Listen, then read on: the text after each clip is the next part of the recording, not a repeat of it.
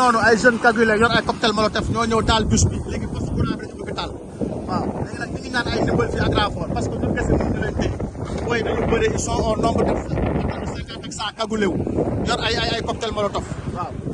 ñun nag lu ñu mën ñu ngi koy def poste courant bi fu mu ne moos des te bu tàkkee fii Liberté yëpp ay tàkk ñu ngi noonu ñu ngi naan ñëpp dañu génn quoi voilà ok mi ngi noonu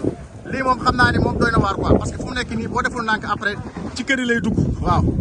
ay cocktail molotov lañ yor c'est des jeunes luñ ci mën nag def nañ ko ba repoussé na leen ba ñu ngi dugg côté xaar yàlla ak BRT bi voilà renfort lañ soxla waaw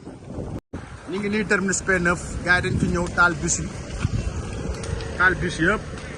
sotti ay cocktail molotov xamee nañ leen nag c'était en cagoulé yor benn tey max bu noir dañuy jël kii bi rek sotti ci biir quoi waaw li ñuy def yëpp xam nañ ko nag dinañ leen jàpp caméra yëpp gis nañ leen poste courant bi la ñu bëggoon laalaat nii mais yàlla def na sutura jeunes yi fi nekkoon jóg nañ débrouillé ba génnee leen fi waaw